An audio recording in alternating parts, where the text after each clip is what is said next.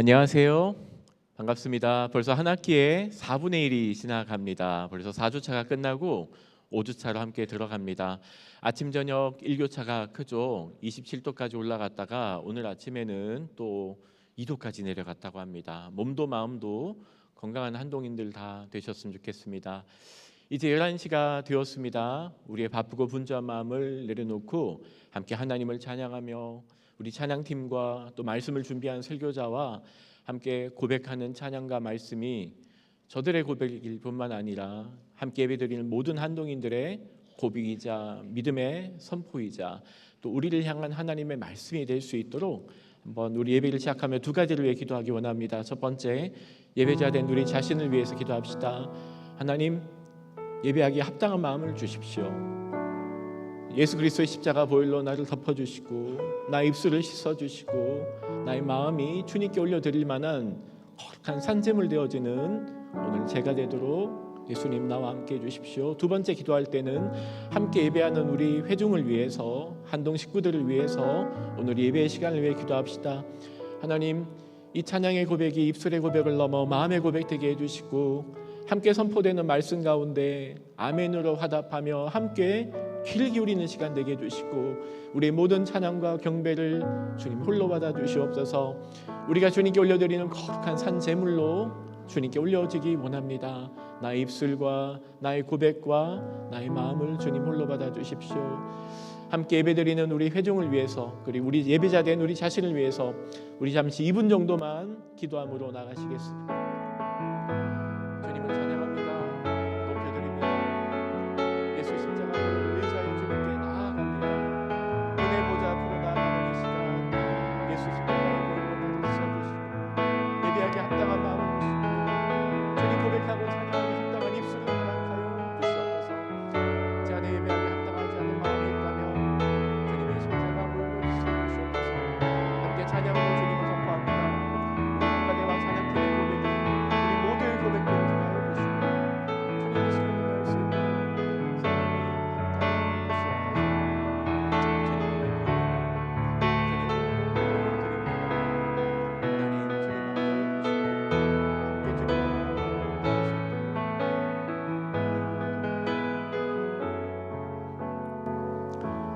모든 민족과 방언과 열방과 족속 가운데 찬양받기 합당하신 예수님의 이름을 선포합니다. 높여드립니다. 찬양합니다. 한동의 공동체가 함께 모여 찬양하는 이 시간, 찬양을 인도하는 사람도 함께 고백하는 우리도 말씀을 준비하신 분도 그 말씀을 함께 듣는 저희도 그 입술의 고백을 넘어 마음과 믿음의 고백 되어지고 영혼의 고백 되어지는 찬양 되게 해주시고 또 이 공동체에게 해주시는 하나님의 음성에 함께 귀를 기울이고 고백하며 주님께서 우리에게 행하신 그 놀라운 일들을 기억하는 오늘 예배, 이 찬양 주님께 올려드리는 거룩한 산제물 되게 하여 주옵소서. 우리의 모든 찬양을 받으실 예수님의 이름으로 기도드립니다. 아멘. 우리 괜찮으시면 다 같이 함께 일어나셔서 찬양의 자리로 나가시겠습니다. 저희의 힘 되시고 진리 되신 주님의 이름을 함께 기쁜 마음으로 찬양하며 나아갑니다. 주는 나의 힘이요 주는 나의 힘이요 주는 나의 힘이요 영원히 주를 의지하리 주는 나의 힘이요 주는 나의 힘이요 주는 나의 힘이요 영원히 주를 의지하리 영원히 하늘 위에 주님밖에 없음을 고백합니다. 하늘 위에 주님밖에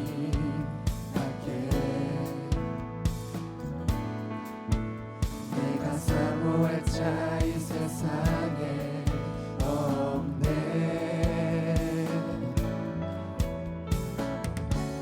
내 맘과 힘을 믿을 수 없네.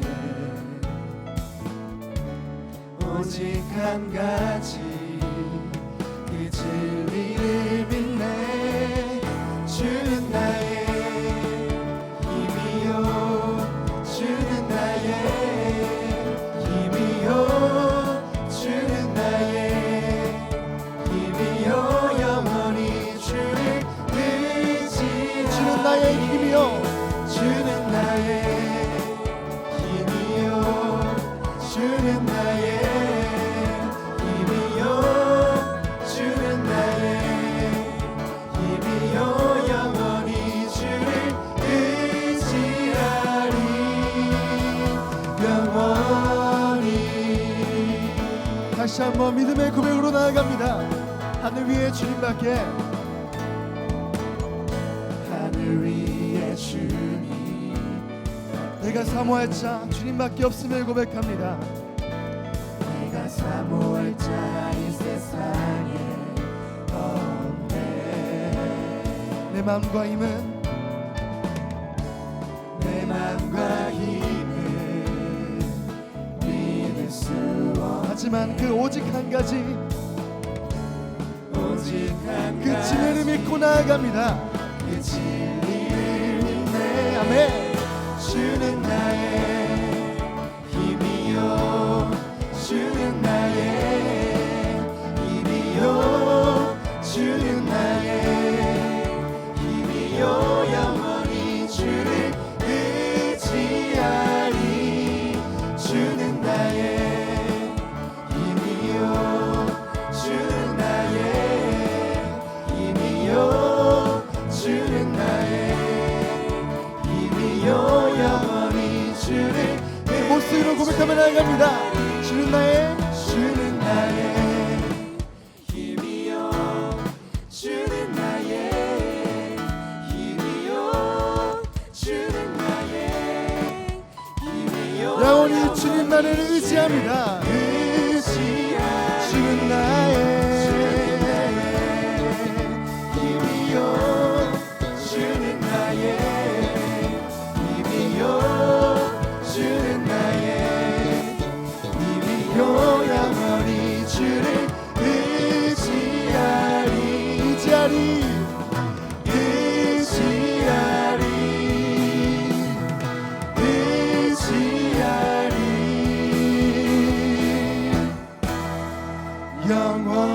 영원히 주님만 의지하며 주님만을 고백하며 나아갑니다. 아멘.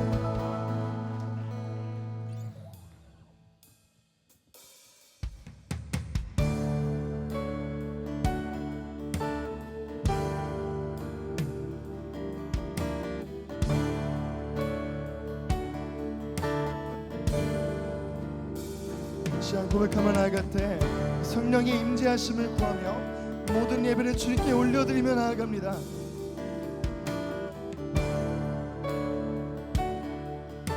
예수 하나님의 공의 예수 하나님의 공의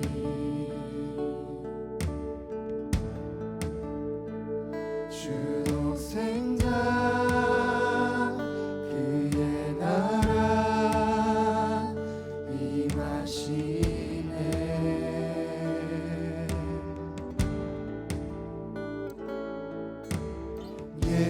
예수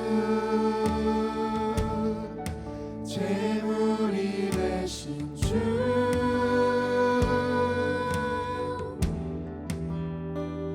영광 중에 그의 나라 임하시네 고백합니다. 주의 나라 영원하며 주의 나라 영원하며 그의 영광 무궁하리 왕의 위엄과 능력이 이제 임하였으니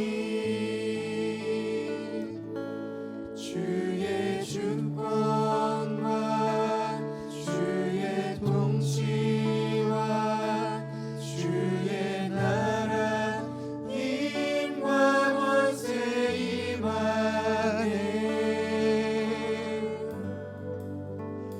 예수 하나님의 공의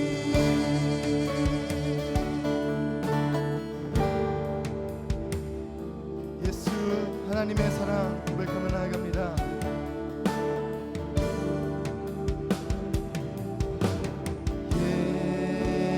예수 하나님의 사랑 주 은혜와 말씀으로 주 은혜와 말씀으로 나타났네. 예수 거룩한 하나님 예수 거룩한 하나님 영광 중에 그 나라가 임할 수 믿습니다. 중에 그 나라 임하시네.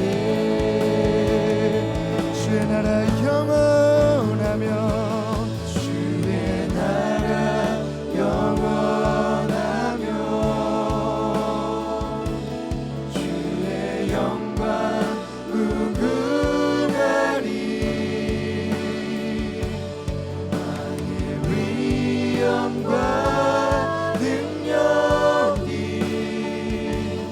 이제 임하였으니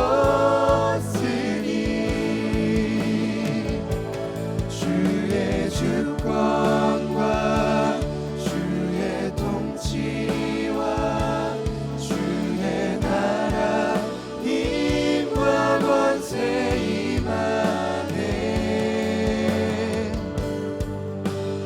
예수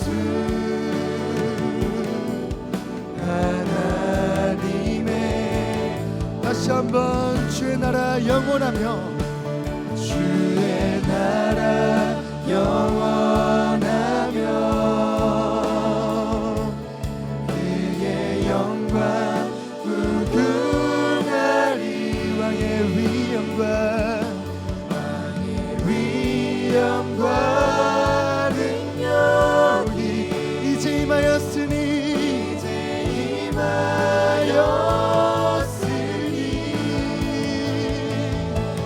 주의 주권과 주의 통치와 주의 나라 힘과 권세가 저희 삶 속에 임하심을 고백합니다. 예수 예수 하나님의 공의 주님의 나라와 뜻이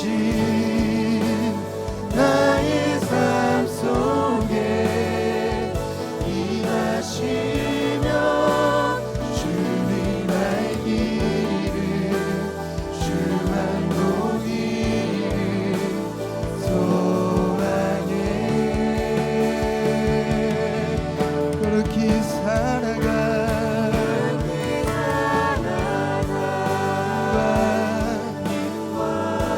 없는 믿음 주신 나의 하나님 완전한 사랑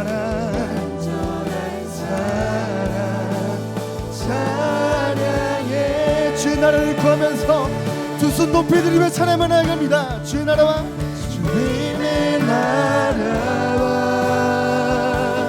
뜻이 나의 삶 속에 저에게 담대함을 허락하여 주시옵소서. 주님 알기를 주만 보기를 소망해. 거룩히 살아가 힘과 영없는 믿음 주신 나의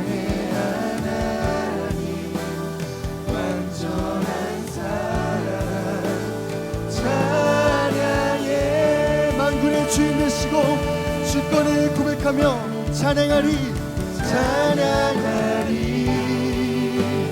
만군의 주 영원히 함께하시네 존귀하신 사랑의 왕 영원히 한 번 더 고백하며 나아갑니다. 찬양하리 만군의 주 찬양하리 만군의 영원히 함께 하십니다. 영원히 함께 하시네 존귀하신 사랑의 왕 존귀하신 사랑의 왕 영원히 통치하시네 고백하며 나아갑니다. 주님의 나라와 주님의 나라와 뜻이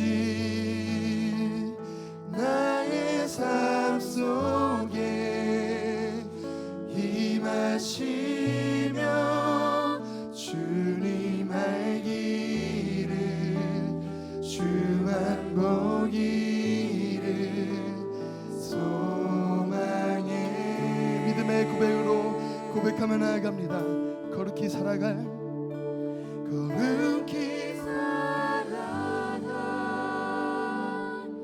힘과 두려움없는 믿음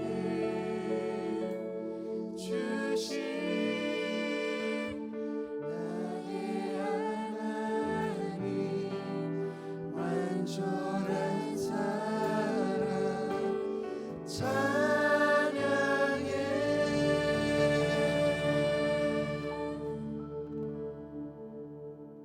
기도드리겠습니다.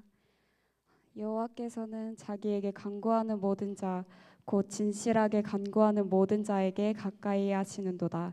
그는 자기를 경외하는 자들의 소원을 이루시며 또 그들의 부르짖음을 들으사 구원하시리로다. 시편 145편 18절에서 19절 말씀. 아멘. 하나님 아버지 감사합니다. 주님은 선하시며 주님의 인자하심이 영원하십니다. 어제와 오늘 그리고 영원히 동일하신 주님의 이름을 경배하기 위해 저희가 이 자리에 예배드리러 왔습니다. 이 시간 하늘의 문을 열어주시고 성령의 불이 채플 가운데 가득하게 하소서. 주님, 우리는 죄인입니다. 죄의 삭은 사망뿐이어서 우리가 날마다 사망의 길로 걸어갈 때에 하나님의 긍휼하심으로 우리를 돌이켜 세우심에 감사드립니다. 의인은 없나니 하나도 없다고 하신 주님께서 예수 그리스도로 말미암아 죄인을 의인이라고 칭하여 주심에 감사드립니다. 주님, 이 시간 우리가 보혈의 피를 힘입어 회개하기를 원합니다. 흠이 많은 우리의 안목의 정욕, 육신의 정욕, 이생의 자랑을 용서하여 주세요. 한 주간 주님보다 앞서 있었던 공부, 학교 생활, 그리고 인간관계, 내 자신이 주인이 됨을 회개하오니 지금 이 시간 다시 우리의 모든 삶의 왕이 되어주세요. 저희를 정결하고 거룩한 그릇으로 사용하여 주시고 한 주간 주님과 동행할 수 있는 은혜 허락하여 주세요. 하나님, 또 우리 나라의 정치적 분열, 지속되는 산불 피해를 위해 기도합니다. 하나님께서는 진실하게 간구하는 모든 자에게 가까이 하신다고 하셨고 주님을 경외하는 모든 자들의 소원을 이루신다고 하셨습니다. 우리 나라의 부르짖는 기도를 들으시고 우리 나라의 국정의 회복과 산불 피해자들과 그의 유가족들을 위로하시고 속히 회복되길 기도합니다. 우리가 항상 기도하고 낙심하지 않겠사오니 우리 나라가 회복되고 다시 한번 하나님의 나라, 제사장 나라로 삼아주세요. 오늘 말씀을 전해주실 목사님의 입술을 거룩하게 구별하여 주시고 설교 가운데 성령님의 도우심과 교훈이 선포되어 저희의 자고 있는 심령이 깨어나게 하소서.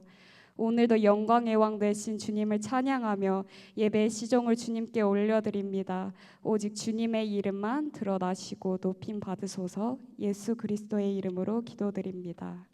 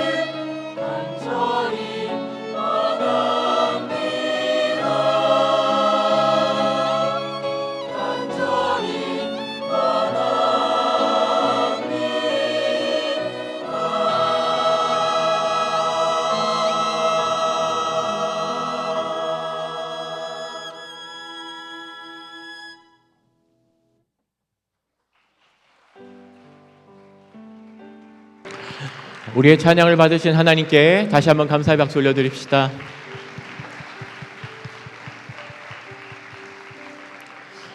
한동대학교에 주일 예배 나오신 여러분 환영합니다. 서로 옆에 모르는 분도 앉아 계시고 아는 분도 계시겠지만 우리 잠시 앞뒤 바라보면서 눈인사 잠깐 할까요? 안녕하세요. 안녕하세요. 잘 오셨습니다. 아침 저녁으로 일교차가 큽니다. 몸도 마음도 영혼도 건강한 한동인들 되셨으면 좋겠습니다.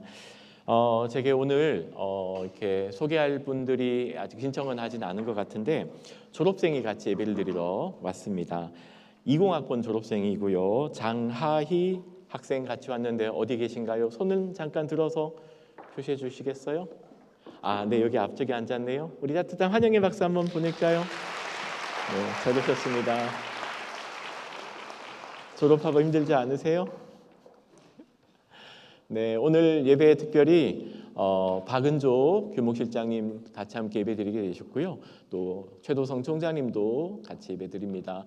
제가 또 소개하지 못했지만 함께 한동에서 처음 예배를 드리게 된 우리 부모님이나 졸업생 계시면 잠깐 손들어 용기를 내서 표현해 주시면 좋겠는데 혹시 계실까요? 네, 감사합니다. 우리 서로 손을 뻗고 함께 예배로 부르신 하나님께 감사하며 축복의 찬양 같이 부르시겠습니다.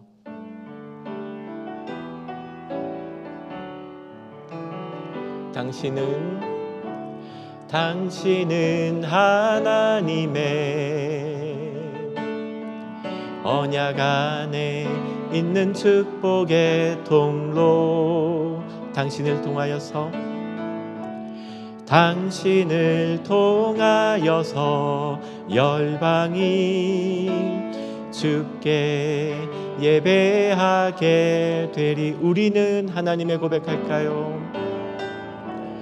우리는 하나님의 언약 안에 있는 축복의 통로. 한동을 통하여서 열방이 주께 예배하게 되리. 우리 그렇게 하실 하나님께 감사의 박수 올려드립시다. 몇 가지 소식 전해드립니다. 많지는 않고요. 한동의 좋은 문화 가운데 20대 청년 시절을 보내며 하나님 앞에서 몸도 마음도 생각도 거룩한 삶, 특별히 하나님 주신 가정의 그 소중함을 같이 함께 공동체가 서약으로 약속으로 고백하는 성결 서약식, 한동에서는 His Bride라고 부릅니다. 한동 성결 서약식 팀들이 있는데요. 이번에 스태프들을 모집한다고 합니다. 올해가 50회째가 되는 이번 행사거든요. 이번 한동 성결 서약식을 함께 섬기고 His Bride와 함께 동참하실 우리 학우님들을 모집하고 있습니다. 앞에 있는 내용들 한번 읽어보시고요. 관심 있으신 분들은 지원해 주시기를 바랍니다. 한동 성경 읽기 센터에서도 이번 학기 Just Show Up, 같이 그날 와서 함께 책을 읽으며 그 좋은 책 가운데 주시는 메시지를 나누는 Just Show Up JSU 행사가 있고요. 또 센터에서 진행하는 PRS 일정들이 있습니다. 한번 내용도 참고하시고 풍성한 주중의 시간들을 누리시기를 바랍니다. 하나님께서 저에게 주신 말씀 함께 보기 원합니다. 하나님의 말씀은 사무엘상 4장 1절에서 11절입니다. 사무엘상 4장 1절에서 11절입니다. 본문이 조금 길지만 우리 다 같이 한 마음과 한 목소리로 하나님의 말씀 같이 선포하겠습니다. 세번역 성경으로 준비를 했습니다. 그래서 가지고 계신 성경도 있으시지만 같이 합독할 때는 앞에 있는 세번역 성경본으로 함께 낭독하면 좋겠습니다. 같이 말씀 선포합니다. 시작. 사무엘이 말을 하면 온 이스라엘이 귀를 기울여 들었다. 그 무렵에 블레셋 사람이 이스라엘을 치려고 모여 이스라엘 사람은 블레셋 사람과 싸우려고 나가서 에베네셀에 진을 쳤고 블레셋 사람은 아벡에 진을 쳤다. 블레셋 사람이 전열을 갖추고 이스라엘 사람을 치자 치열한 싸움이 벌어졌다. 이스라엘은 이 싸움에서 블레셋에게 졌고 그 벌판에서 죽은 이스라엘 사람은 4천 명쯤 되었다. 이스라엘의 패잔병들이 진으로 돌아왔을 때에 장로들이 말하였다. 주님께서 오늘 우리가 블레셋 사람에게 지도록 하신 까닭이 무엇이겠느냐? 실로에 가서 주님의 언약궤를 우리에게로 모셔다가 우리 한가운데에 있게 하여 우리를 원수의 손에서 구하여 주시도록 하자. 그래서 이스라엘 백성이 실로로 사람들을 보냈다. 그들이 거기 그룹들 사이에 앉아 계시는 만군의 주님의 언약궤를 메고 왔다. 하나님의 언약궤를 가져올 때에 엘리의 두 아들 홈리와 비느하스도 함께 왔다. 주님의 언약궤가 진으로 들어올 때에 모든 이스라엘 백성이 땅이 진동하도록 크게 환호성을 울렸다. 블레셋 사람이 그 환호하는 소리를 듣고 저 히브리 사람의 진에서 저렇게 환호하는 소리가 들리는 까닭이 무엇이냐 하고 묻다가 주님의 궤가 진에 들어갔기 때문이라는 것을 알았다. 블레셋 사람이 두려워하면서 말하였다. 이스라엘 진에 그들의 신이 들어갔다. 그래서 그들은 외쳤다. 이제 우리에게 화가 미쳤다. 일찍이 이런 일이 없었다. 우리에게 화가 미쳤는데 누가 저 강력한 신의 손에서 우리를 건질 수가 있겠느냐? 그 신들은 광야에서 온갖 재앙으로 이집트 사람을 쳐서 죽게 한 신들이다. 블레셋 사람들아, 대장부답게 힘을 내어라. 그렇지 않으면 히브리 사람이 우리의 종이 되었던 것처럼 우리가 그들의 종이 될 것이다. 너희는 대장부답게 나가서 싸워라. 그런 다음에 블레셋 사람이 전투에 임하니 이스라엘이 져서 제각기 자기 장막으로 달아났다. 이스라엘은 그때 아주 크게 져서 보병 3만 명이 죽었다. 하나님의 궤를 빼앗겼고 엘리의 두 아들 홈리와 비나스도 이때 전사하였다. 아멘. 함께 사무엘상 말씀을 보고 있습니다. 오늘 4장 말씀을 봅니다. 사무엘이 활동하기 전까지 시대를 저희는 각자 도생의 시대라고 정리한 바가 있습니다. 자기 소견에 옳은 대로 살아가던 시대라고 부르죠. 한나의 불임과 엘리와 그 두 아들이 하나님을 알지 못하면서 하나님의 제사를 멸시한 사건들, 그 깜깜한 민족의 이야기와 현실을 드러내게 되었습니다. 하지만 우리가 지난 시간 봤던 말씀처럼 여호와의 등불은 꺼지지 않았다. 그 신락같이 타오르며 이 민족을 밝힐 하나님의 말씀의 등불이 여전히 타오를 준비하고 있는 희망을 보여주는 이야기들을 보게 됩니다. 하나님의 현존을 뜻하는 하나님의 등불이 꺼지지 않고 그 어두운 새벽을 밝히고 있었죠. 그 새벽을 일깨울 한마디 고백이 등장했었습니다. 여호와여 말씀하옵소서. 주의 종이 듣겠나이다. 그 한마디 고백을 듣기 위하여 하나님은 그 밤새 4차례나 사무엘아 사무엘아 그의 이름을 부르며 그 민족을 밝힐 하나님의 말씀에 반응할 사람을 찾고 계셨죠. 하나님이 찾으시는 그 사람이 함께 되어갑시다. 하나님의 성전에 밤을 지새며 기다렸던 그 아이 사무엘의 마음으로 20대 청년의 시대를 보내는 한동의 모든 청년들 되기를 진심으로 축복합니다. 오늘 말씀 4장의 배경은 앞에 우리가 봤던 1장, 2장, 3장과는 배경이 확 전환되게 됩니다. 1장, 2장, 3장이 하나님의 성소가 있었던 그 실로에서 엘리와 한나의 가정의 이야기들을 중심으로 벌어졌다면 4장은 아벡이라는 공간에서 가정의 이야기를 떠나 민족적 차원의 위기를 다루며 이야기의 시점이 확 크게 벌어지게 됩니다. 본문 잠깐 볼까요? 1절, 2절, 3절은 그 시대의 배경을 잠깐 보여줍니다. 그 무렵에 블레셋 사람이 이스라엘을 치려고 모여들었다. 이스라엘 사람은 블레셋 사람과 싸우려고 나가서 에벤에셀에 진을 쳤고 블레셋 사람은 아벡에 진을 쳤다. 위기죠. 큰일 났습니다. 우리가 보는 것처럼 아직 사무엘이 활동할 때는요, 전제군주 시대가 아닙니다. 왕정 시대가 가지고 있는 강력한 상비군, 군사를 바탕으로 위기를 맞이할 수 없던 시대였습니다. 그때마다 하나님은 사사라는 사람을 보내어서 그 위기의 민족을 구하는 시기였는데, 우리가 지금까지 보고 있는 것처럼 그 시대는 그 위기로부터 민족을 구해내낼 영웅이 없었습니다. 큰 위기가 오게 되었죠. 네모 표시가 보이실 겁니다. 실로는요, 지금 보이는 사해 북쪽 위쪽에 있습니다. 거기서부터 35km에서 50km 정도 떨어진 곳에 아벡이라는 곳이 있습니다. 포항에서 경주 정도 거리입니다. 걸어가면요, 한나절 꼬박 걸립니다. 한 6, 7, 8시간 걸어가면 나오는 거리니까 그렇게 먼 거리는 아니죠. 저 실로는 영적인 중심지 역할을 감당했습니다. 이제 위기가 생겼습니다. 사실은 저 실로로부터 민족의 위기를 구해낼 역동이, 하나님의 민족을 향한 그 엔진이 움직여야 될 텐데, 우리가 보는 것처럼 실로는 그 역동과 하나님 나라의 역량을 이미 잃어버린 상황이었죠. 정말 큰 위기가 온 겁니다. 아벡이 있는 저곳은요, 평야입니다. 샤론 평야라고 불리는 곳입니다.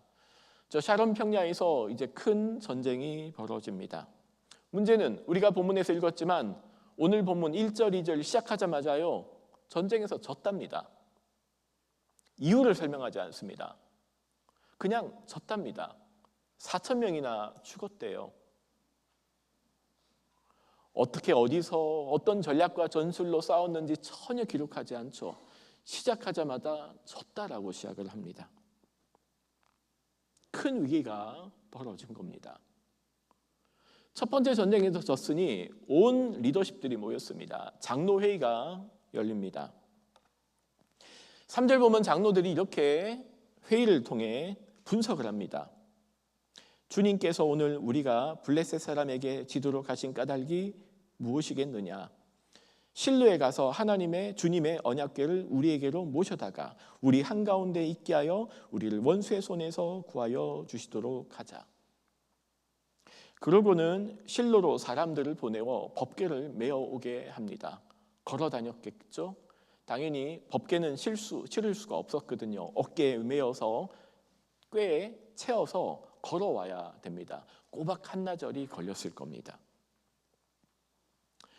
그 법궤가 도착하자 사람들이 환호성을 지르며 난리가 납니다. 드디어 하나님의 언약의 궤가 우리에게 왔으니 이기겠구나. 사기가 충천합니다. 그 사람들의 환호 소리에 블레셋이 깜짝 놀랍니다. 도대체 무슨 일이냐?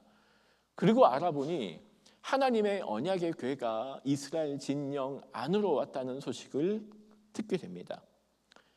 블레셋이 두려워 떨기 시작합니다.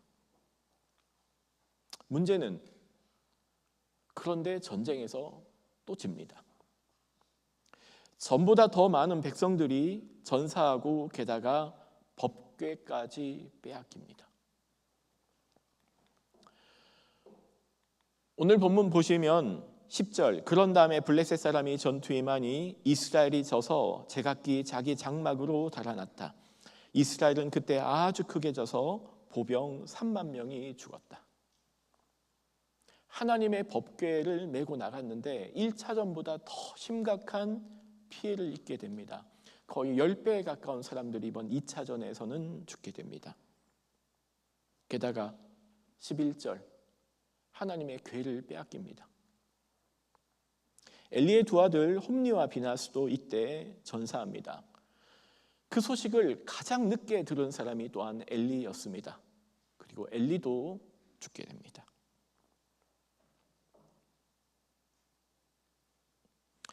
그렇게 빼앗긴 법궤는 블레셋 아스돗에 있는 다곤 신전으로 이동하게 됩니다. 그런데 참 이상한 일이 벌어집니다. 백성들이 언약궤를 메고 전쟁에 나갔을 때는 아무런 역할을 하지 않던, 아무런 능력도 보이지 않던 하나님의 법궤가 블레셋 땅에 들어가서는 강력하게 일하기 시작합니다. 그 땅에 재앙이 임하고요, 사람들이 그 법궤를 두려워 떨게 하는 일들이 생겨납니다. 다시 그걸 옮겨서 가드라고 하는 도시로 옮겨갑니다. 그러니 그 성에 또 재앙과 하나님의 능력이 임합니다. 그걸 또 에그론으로 옮겨갑니다. 그러자 또 재앙이 닥칩니다. 이런 방식으로 하나님의 법궤가, 빼앗긴 법궤가 블레셋 여러 도시로 이동하게 됩니다. 그때마다 하나님의 능력이 일어납니다. 더 이상 그 법궤를 블레셋에게 둘 수 없어서 나중에 5장, 6장, 2장 전체가 어떤 일들로 기록되어 있냐면은 떠돌아다니던 법궤가 결국에는 이스라엘까지 돌아오는 이야기가 7장 1, 2, 3, 4절까지 길게 기록되어 있습니다. 더 이상 둘 수가 없어서 그냥 법궤를요, 소가 끄는 수레에다 싣고 그냥 소를 보내버려요. 소가 가는 길로 알아가게 하라고. 그렇게 도착한 법궤가 바로 다시 이스라엘로 돌아오게 되는 이야기가 뒤로 길게 4장 이후로부터 5장, 6장, 7장까지 전반부까지 이어지게 됩니다. 이상하지 않나요?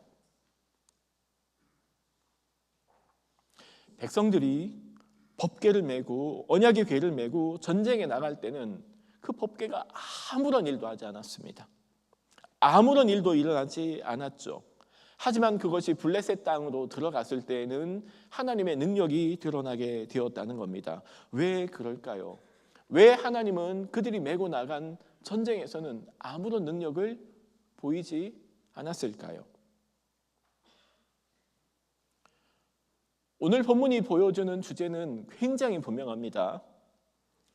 전쟁의 패배가 위기의 본질이 아니라는 겁니다. 뭐가 위기인가요? 전쟁에서 진 게 위기가 아니라는 메시지를 굉장히 분명하게 보여줍니다. 그러면 정말 심각한 위기는 뭘까요? 뭐가 위기인지를 모른다는 거예요. 눈앞에 보이는 전쟁에 모든 관심이 쏟아졌지만 무엇이 우리의 근본적인 문제를 도대체 파악해내지 못하는 더 근본적인 문제를 보여줍니다. 3절에서 우리가 본 것처럼 원로회의가 열립니다. 패잔병들이 진으로 돌아왔을 때 장로들이 모여서 회의를 열게 되겠죠. 하나님이 우리가 지도록 내버려둔 이유가 뭘까를 진지하게 찾게 됩니다. 정말 중요한 질문이죠. 원인을 찾아야죠. 졌으니. 두 번째에서는 지면 안 되잖아요. 백성들이 4,000명이나 죽었으니 진 이유를 찾아야 될 겁니다. 정확한 분석입니다. 물어야 할 질문이죠. 반드시 진 이유를 찾아내야 됩니다. 그래야 다시 반복하지 않을 거고 또 지지 않을 거예요. 전략이 잘못될 수도 있을 겁니다. 잘못 무기를 써서 그럴 수도 있습니다. 훈련이 안 돼서 그럴 수 있습니다. 지형 지물을 잘 못 써서 그럴 수 있습니다. 그런데 오늘 본문은 그런 정보 하나도 주지 않습니다. 그게 진 이유가 아니라는 거예요. 훈련이 안 돼서 무기를 잘못 써서가 아니라는 메시지겠죠. 오늘 말씀은 전략, 전술, 무기, 지형, 지물 관심이 없습니다. 그건 승패의 요인이 아니라는 겁니다. 오늘 본문이 보여주는 3절에서 리더십들이 찾은 이 전쟁의 패배의 원인은 무엇일까요? 정확한 분석이었습니다. 하나님이 우리와 함께 하지 않았구나 였어요. 정확한 분석입니다. 장로들은 패배의 원인을 정확하게 알았습니다. 하나님이 우리를 위해서 싸우지 않았다는 겁니다. 그래서 이들이 찾은 해결법은 하나님을 우리와 함께 싸우시도록 하나님의 언약의 궤를 들고 나오는 방법을 선택하게 됩니다. 장로들은 패배의 원인이 하나님이 우리와 함께 하지 않았다는 사실을 정확하게 분석해냅니다. 하지만 그 방법은 아니었던 것 같습니다. 더 근본적인 문제가 있었습니다. 더 물어야 될 질문은 왜 하나님은 우리와 함께 하지 않으셨나 였습니다. 거기에 왜자를 붙였어야 됩니다. 왜 하나님은 우리와 함께 하지 않으셨나?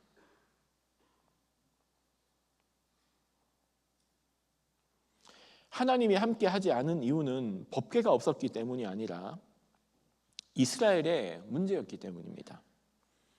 오늘 본문이 드러내는 굉장히 선명한 메시지는 이렇게 반복됩니다. 전쟁 자체가 위기가 아닙니다. 패배가 위기가 아닙니다. 정말 심각한 위기는 하나님이 왜 나와 함께하지 않는가? 그 질문을 잃어버린 민족. 왜 하나님은 나와 함께하지 않았는가에 대한 그 근본적인 질문을 하지 않았던 것이 위기로 제한이 됩니다.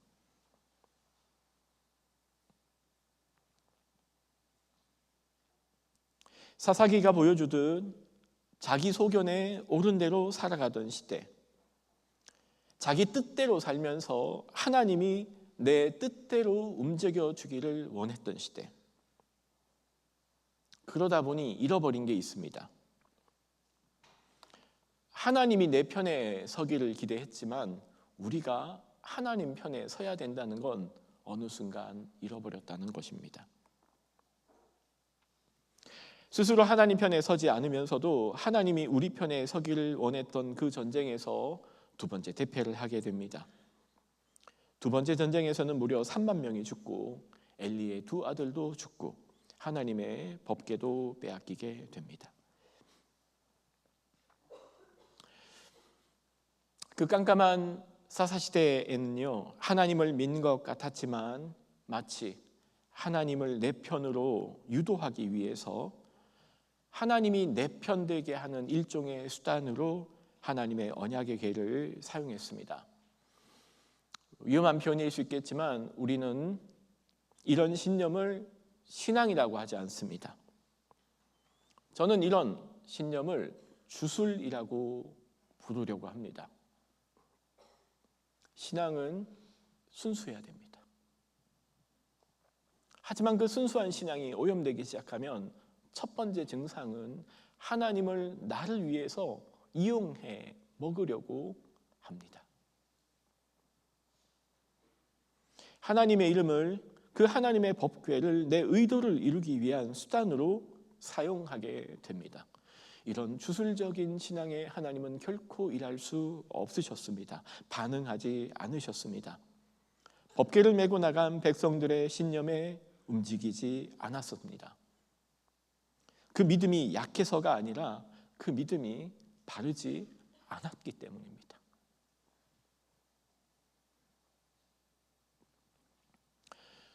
어두운 본문이죠. 이 4장의 마지막은요, 독특하게 엘리의 며느리이자 비느하스의 아내에게로 그 초점이 옮겨가게 됩니다. 엘리의 두 아들의 죽음과 전쟁에서의 심각한 패배와 심지어 법궤마저 빼앗겨버린 그 시대 이야기가 한 여성의 이야기로 초점이 옮겨가게 됩니다. 오늘 읽진 않았지만요, 앞에 보이는 19절에서 22절이 오늘 4장의 마지막 구절이거든요. 그 패배 후에 전쟁의 소식이 들려오기 직전의 상황을 보여줍니다. 그때에 엘리의 며느리인 비느하스의 아내는 임신 중이었으며 출산할 때가 가까웠는데 하나님의 궤를 빼앗겼고 자기의 시아버지와 남편도 죽었다는 소식을 듣자 갑자기 진통이 일어나 구부리고 앉은 채 몸을 풀었다. 그러다가 그는 거의 죽게 되었다. 그때 곁에 서 있던 여인들이 아들을 낳았으니 걱정하지 말아요 하고 말해주었다. 그러나 산모는 대답도 없고 관심도 보이지 않다가. 이 여인의 이름이 없습니다. 그냥 엘리의 며느리 비느하스의 아내라고 합니다. 힘든 출산 중이었습니다. 그때 바로 슬픈 비부가 전해지게 됩니다. 남편과 시아버지가 다 죽었다는 소식이었습니다. 게다가 법궤까지 빼앗겼답니다. 그 소식을 듣자 갑자기 고통스러운 진통이 몰려옵니다. 그리고 아이를 낳게 됩니다. 산파들은 그 괴로워하는 비느하스의 아내를 보고 해산의 고통 때문이라고 생각하고 아들을 낳았으니 걱정하지 말아요 라고 위로해 주지만 그 위로가 통하지 않습니다. 오히려 생명이 꺼져가듯 죽어가며 그렇게 태어난 아이의 이름을 붙입니다. 그 이름이 21절에 나오는 22절 두 번 반복이 됩니다. 이가봇이라고 하는 이름입니다. 카보드는 무겁다, 무게, 영광이라고 하는 의미로 사용됩니다. 이 단어가 하나님께 붙으면 무조건 영광입니다.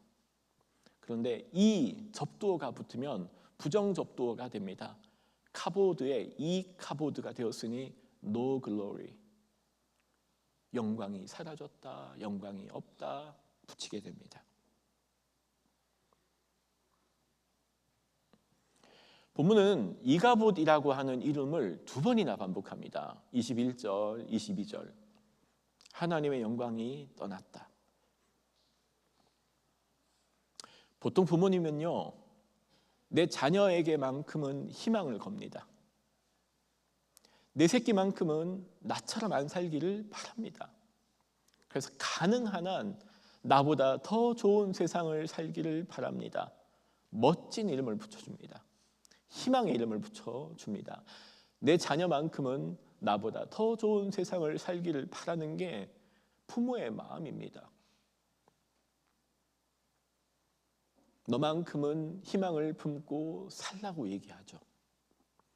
그런데 비느하스의 아내는 자식의 이름을 No glory, 영광이 사라졌다, 하나님의 영광이 없다라고 짓게 됩니다.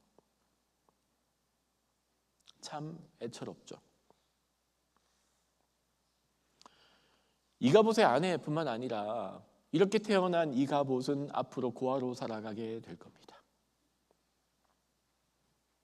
온 가족을 모두 잃고 홀로 살아남은 아기 이가봇 역시 참 딱합니다. 하지만 조금만 더 본문을 살펴보면 법궤를 빼앗긴 건 여러 가지 중요한 의미를 우리에게 제안합니다. 이가봇의 어머니는 이 세상을 하나님의 영광이 없는 시대라고, 절망의 시대라고 말하고 죽었습니다. 하지만 우리가 성경을 한 장만 더 넘기면요, 이 이가봇이 태어나서 바라보고 만나는 세상은 이스라엘 역사상 가장 희망이 넘치는 세상이었습니다. 이가봇은 오히려 부모님이 보지 못했던 하나님의 놀라운 영광을 만나고 보고 경험하는 희망의 세대가 됩니다. 하나님의 말씀이 이스라엘 전역에 선포되며 백성들이 가슴을 치며 회개하고 돌아오는 부흥을 보게 됩니다. 그게 20살 청년 때 이야기입니다. 미스바의 회개와 부흥을 경험한 게 바로 청년 이가봇이었고요. 다윗 왕국의 설립을 두 눈으로 똑똑히 본 게 바로 이가봇의 때입니다. 태어날 때는 영광이 없다, 미래가 어둡다, 깜깜하다, 희망이 없다라고 붙여진 이름으로 태어났지만 오히려 그 이가봇이 태어나 그가 청년으로 살아갈 때 이스라엘은 하나님의 영광을 두 눈으로 목도하는 시대가 도래하게 됩니다. 자, 그러면 질문이 도래하게 되겠죠. 왜 이가봇의 어미는요, 왜 이가봇의 엄마는 하나님의 영광이 사라졌다라고 이야기했나요? 하나님의 영광이 사라진 건가요? 아니요. 하나님의 영광은 절대 사라지지 않습니다. 오히려 그 깜깜한 시대에 하나님의 영광은 횃불처럼 타오르며 그 어두운 시대를 밝혀나가는 건 우리가 역사를 통해 잘 알고 있습니다. 이가봇의 엄마가 하나님의 영광이 사라졌다, 하나님의 영광이 없다라고 말한 것은 그들이 생각한 영광과 하나님의 영광이 달랐기 때문입니다. 사무엘서에는 이 카보드, 제가 무겁다, 영광이라고 하는 단어라고 설명드렸잖아요. 카보드라고 하는 단어에 여러 워드 플레이가 반복됩니다. 엘리가 죽을 때 이런 말이 나와요. 엘리가 그때 나이가 많고 몸이 비대했다. 비대하다라는 단어가 히브리어로 뭘까요? 카보드입니다. 엘리는 영광스러웠다가 아닙니다. 엘리가 몸무게가 많았다라는 뜻으로 쓰였죠. 비대했다라고 성경은 번역을 합니다. 하나님이 엘리와 대화를 하실 때 2장에서 이런 말씀을 하세요. 너희는 어찌하여 네 아들을 나보다 더 중요하게 여겨.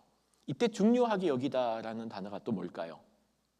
카보드와 같은 언어에 있는 카베드라는 무겁다라는 단어예요.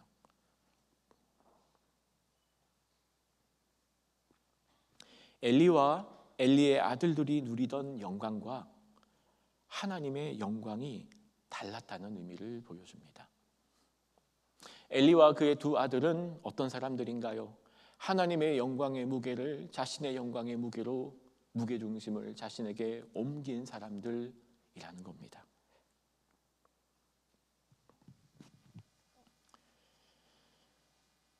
이가봇의 어머니가 생각했던 영광과 정말 참된 하나님의 영광이 달랐다는 말이겠죠.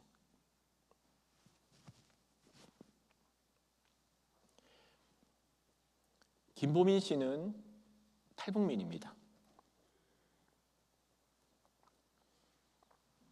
목숨을 포함해서 모든 것을 걸고 2번의 탈북을 시도했습니다.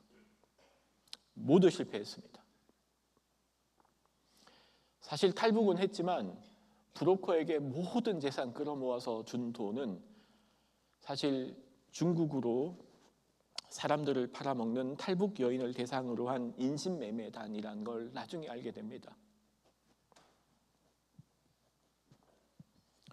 먹고 살려고 돈 벌어서 한번 먹고 살아보려고 브로커에게 큰 돈을 주고 두만강을 건넙니다. 하지만 탈북 여성을 대상으로 한 인신매매단에게 그 돈은 그대로 흘러가게 되었고 중국 돈 12,000원에 시골 농촌에 팔려갑니다. 원치 않는 임신을 하게 되었답니다. 아이를 가진 상태에서 공안에게 발각이 됩니다. 공안은 국적이 없는 탈북 여인을 강제 낙태하게 되었답니다. 그렇게 첫 번째 아이를 잃게 됩니다. 둘째 딸을 낳았습니다. 감기가 걸려서 병원에 입원을 했는데 2주 후에서 부르더랍니다. 애 다 죽었다고, 이제 데리고 가라고. 병원에서 해줄 게 없다고. 그렇게 시신이 된 아이를 업고 간 곳이 교회였답니다. 교회 바닥에 시신과 같은 아이를 내동댕이 쳐놓고 하나님을 향해 삿대질을 하고 울었답니다. 도대체 살아계십니까?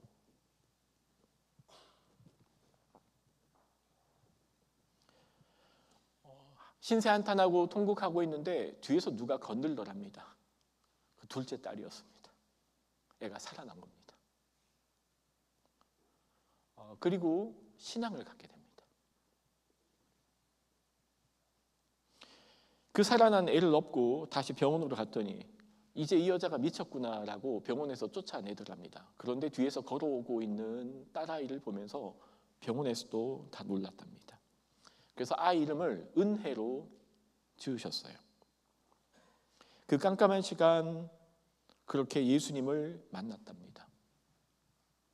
절망 속에서 기도하면서 그제야 하나님이 살아계시고 내 아버지임을 알게 되었답니다. 그런데 그 삶도 쉽지 않았습니다. 또다시 중국 공안에게 발각이 됩니다. 동네 주민이 5,000원 받고 고발을 했답니다. 이번에는 중국으로 강제 송환을 당했습니다. 그러고는 북한 사람들에게도 지옥이라 불리는 함경북도에 있는 전거리 교화소로 끌려가게 됩니다. 몹쓸 짓을 당했습니다. 그리고 원치 않은 위신을 또 하게 됩니다.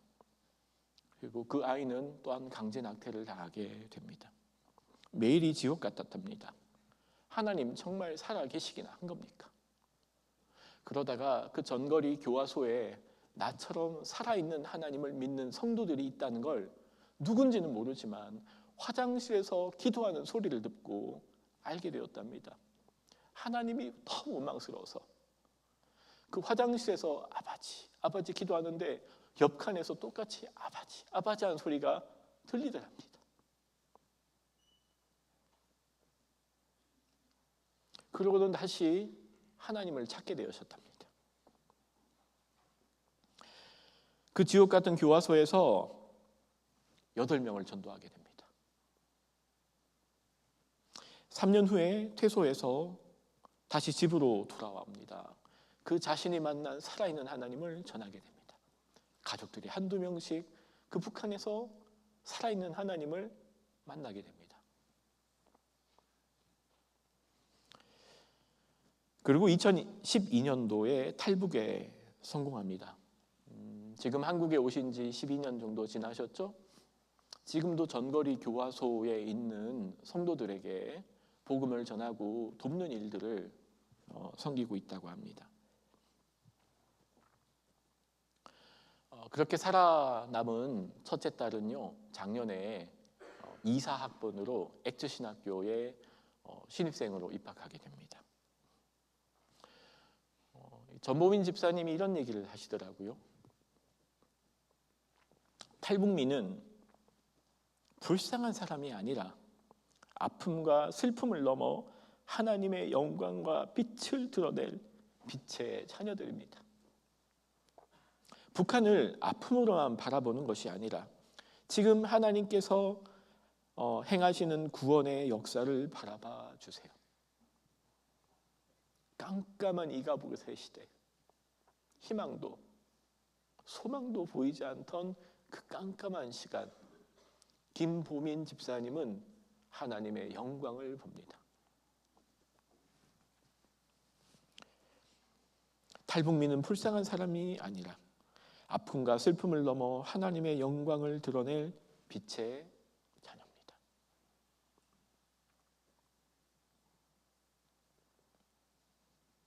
오늘 말씀은 법궤 없는, 미래 없는, 소망 없는 깜깜한 현실이 아니라 우리의 눈을 들어 하나님의 영광에 우리의 시선을 돌리기를 요청합니다. 우리가 생각한 영광과 하나님의 영광이 다르다는 것을 보여줍니다. 오늘 본문 참 어둡죠? 그래서 우리는 다시 우리가 읽었던 본문의 1절로 돌아가야 합니다. 우리 1절 말씀을 같이 읽어볼까요? 시작. 사무엘이 말을 하면 온 이스라엘이 귀를 기울여 들었다. 7장 2절로 같이 읽어봅시다. 시작. 괴가 기앗 여라임에 머문 날로부터 약 20해 동안 오랜 세월이 지났다. 그 기간에 이스라엘 온 족속은 주님을 사모하였다. 하나님의 법궤가 빼앗긴 다음부터 그 법궤가 돌아오기까지 사무엘서 7장 2절은 몇 년이 지났답니까? 약 20해가 지났죠. 자, 그 이가봇이 태어났던 그 아이 이가봇, 고아 이가봇이 몇 살이 되었나요? 여러분 나이입니다. 이름은 영광이 없다, 노 글로리였지만 이가봇은 가장 하나님의 영광이 빛나고 하나님이 움직이는 세상을 만나게 됩니다. 법궤가 빼앗긴 실로는 껍데기만 남아 있는 것 같아 보였습니다. 영광이 떠났다 할 수 있습니다. 제사장이 다 죽었잖아요. 아론도 죽고 아론의 두 아들도 죽었죠.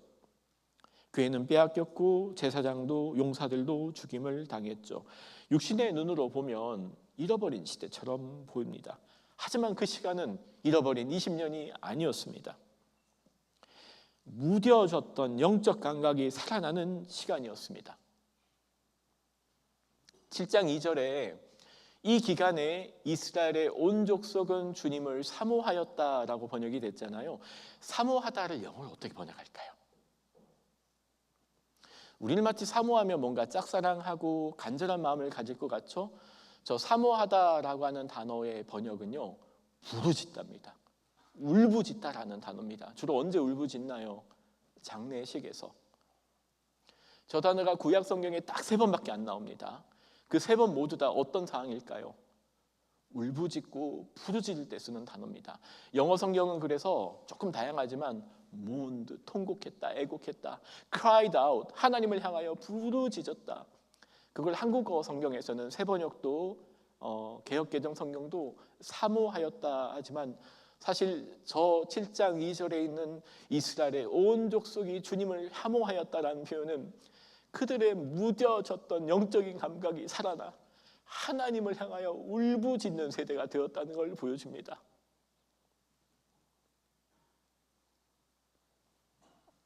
꺼질 듯 위태하던 하나님의 등불이 타오르는 시간이 저 20년이었습니다. 가늘게 뛰던 맥박이 하나님을 향해 다시 호동치는 시간이었고, 멸시되던 하나님의 제사가 하나님을 향한 부르짖음으로 회복되는 시간이었고, 하나님의 말씀에 온 이스라엘이 귀를 기울이는 시간이었으며, 그 고아 이가봇이 자라나 청년이 되어 빛나는 하나님의 영광을 보는 시간이었습니다. 사무엘이 말을 하면 온 이스라엘이 귀를 기울여 들었다. 그리고 이어지는 7장 2절이니까 사실 하나님의 말씀이 울려 퍼지고 하나님의 말씀 앞에 온 백성이 하나님을 사모하며 부르짖으며 그들의 무뎌졌던 영적인 감각이 살아나는 시간이 바로 우리 눈에는 이가봇이라고 불렸지만 그 20년은 잃어버린 시간이 아니라 새로운 하나님의 영광을 보게 되는 시간이었던 것이죠.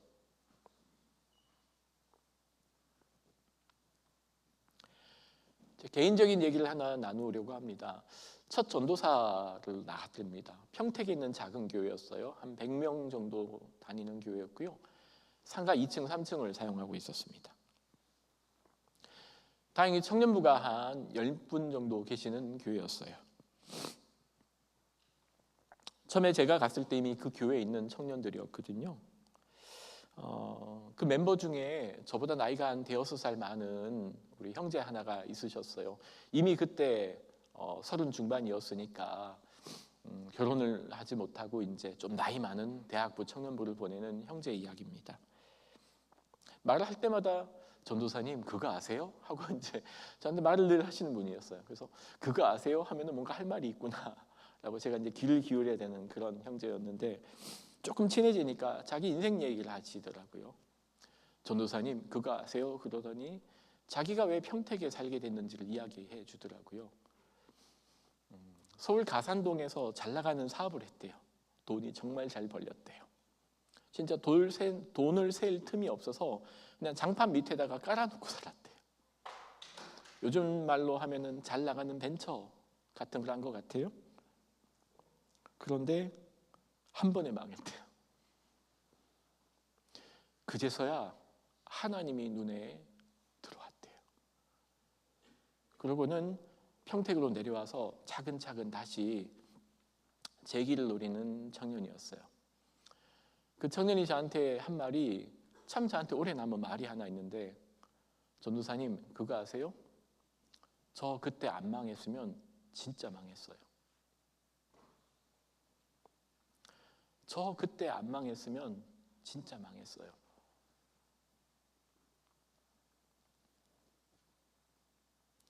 가슴 아프지만 패하는 것이, 법궤를 빼앗기는 것이 민족을 살리는 하나님의 방법이자 하나님의 말씀이 성취되는 순간이었습니다.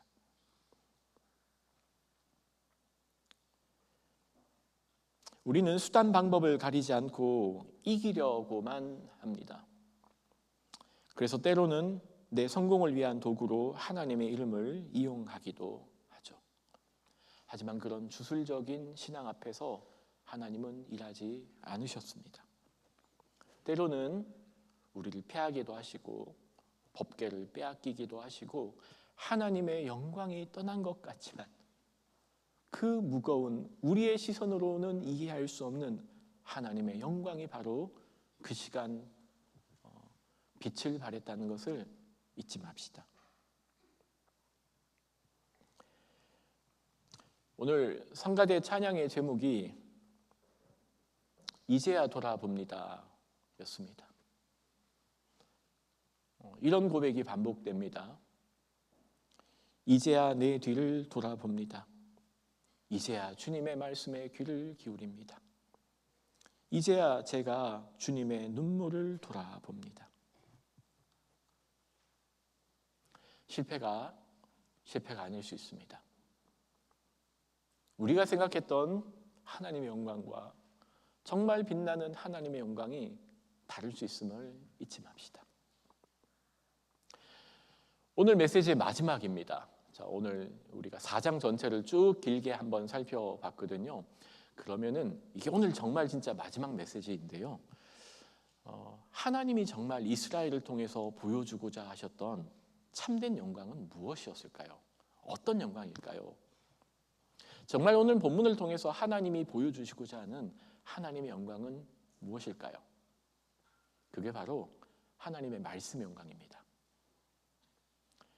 그 이가봇이 자라나는 20년이라는 시간은 사무엘이 말을 하면 온 이스라엘이 그 하나님의 말씀에 귀를 기울여 듣는 시간이었고요. 하나님을 향한 그들의 무뎌졌던 영적 감각이 살아난 시간이었고요. 하나님의 말씀이 민족의 가슴을 두드리는 시간이었죠.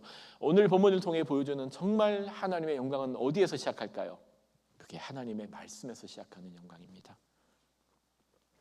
하나님의 말씀이 계속해서 민족의 맥박을 고동치게 했고요. 눈에 보이지 않지만 살았고 운동력이 있어 좌우의 어떤 검보다도 예리한 날카로운 하나님의 말씀이 민족의 심장을 찌르는 순간이었으며, 예리하여 사람의 혼과 영과 관절과 골수를 찔러 쪼개는 말씀이 백성들의 무딘 마음을 도려내는 시간이었습니다. 즉 하나님의 말씀의 영광이었습니다.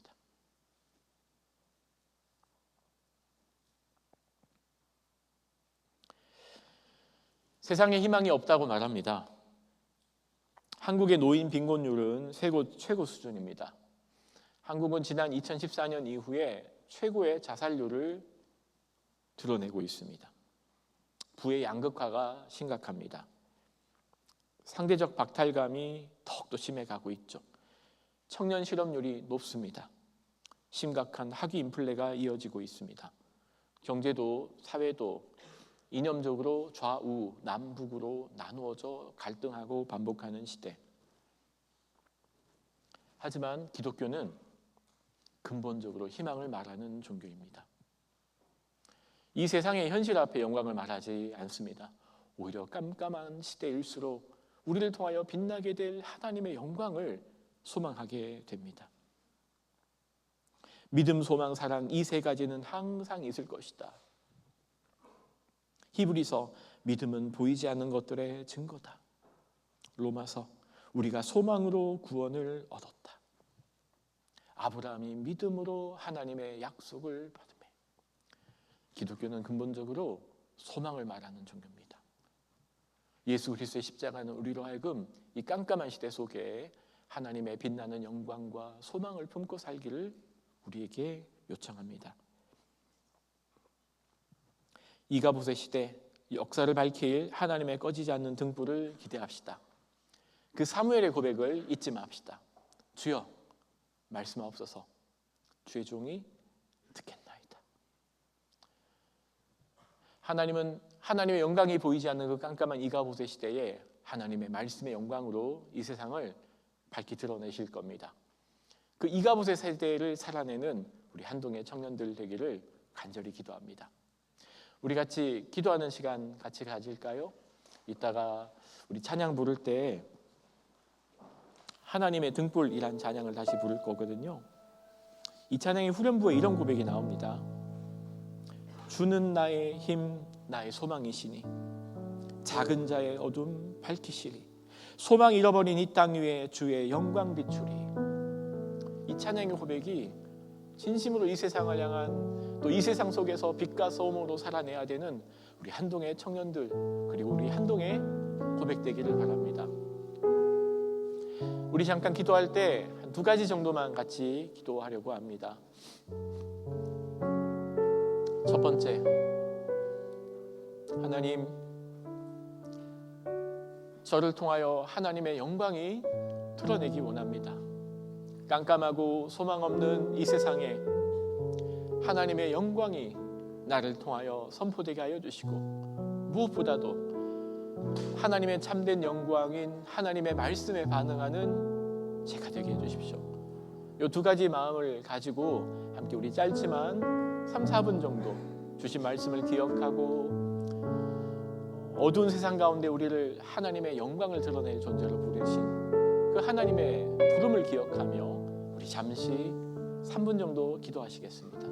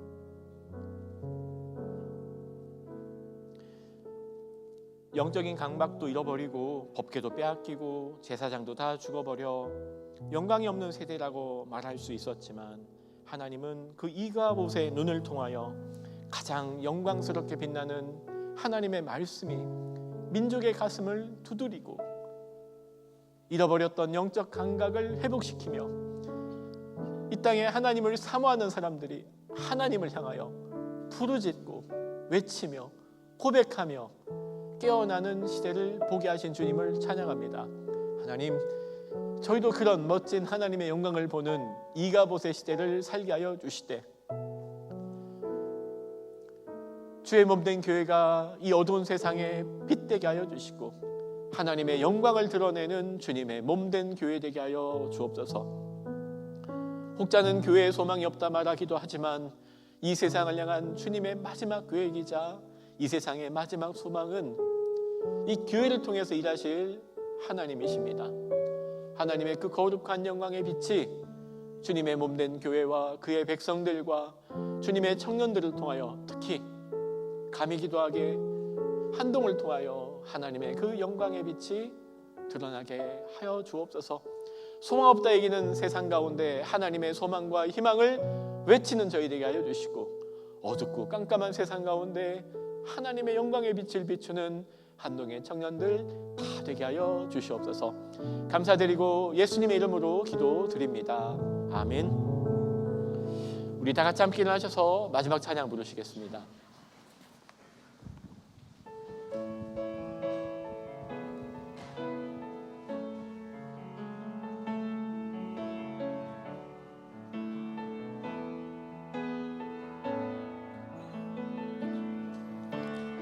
긴 어둠 속에 영광의 빛이 잃고 죄와 절망의 단식 소리만 있네. 주의 사랑이 여전히 날 기다리시며 날 부르시네. 하나님은 나의 꺼지지 않는 등불이시니 주는 나의 빛 구원이시니 내가 누구를 두려워하니 주가 찾으시는 종이 되어 나는 주만 섬기리 주는 나의 힘 소망 되시니 작은 자의 어둠 밝히시니 소망 잃어버린 이 땅 위에 주의 영광 비추리 주와 함께.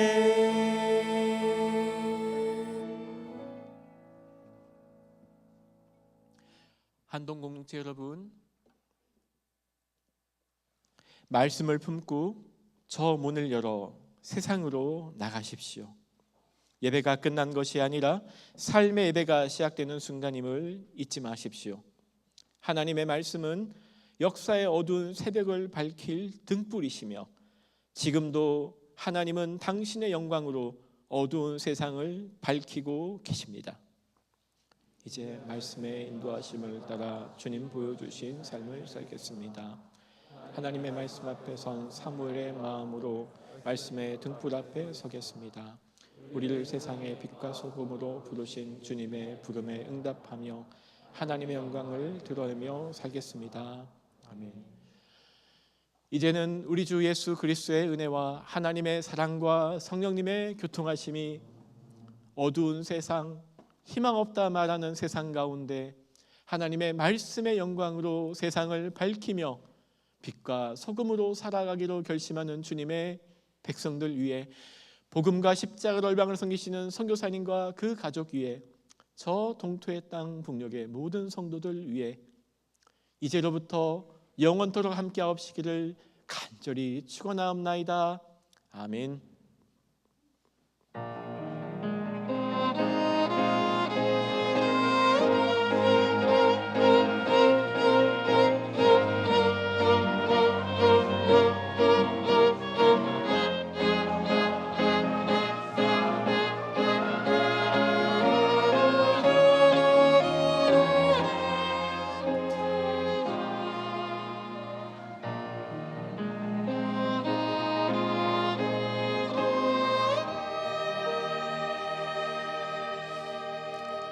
예배를 마쳤습니다. 이번 주도 하나님의 영광의 빛을 비추며 살아가는 승리하는 한 주 되시기를 바랍니다. 평안히 들어가십시오. 다음 주 뵙겠습니다.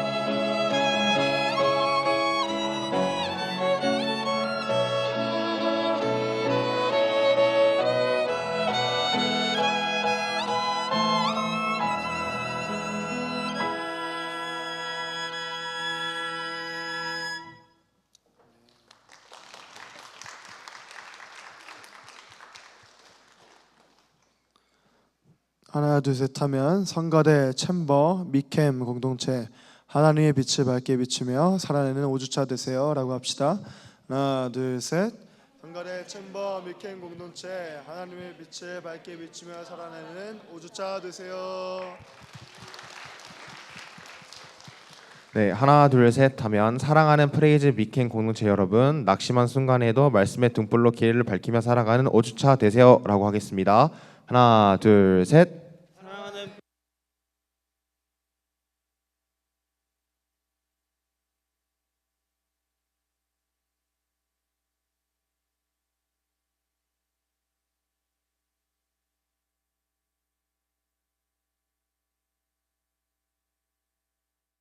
사랑이 많으신 아버지 하나님, 오늘 또 이렇게 미캠 공동체에 모여서 예배를 섬기게 됩니다. 주님, 이 섬김 가운데 임하셔서 오늘 이 예배도 잘 드릴 수 있도록 도와주세요. 감사드리며 예수님의 이름으로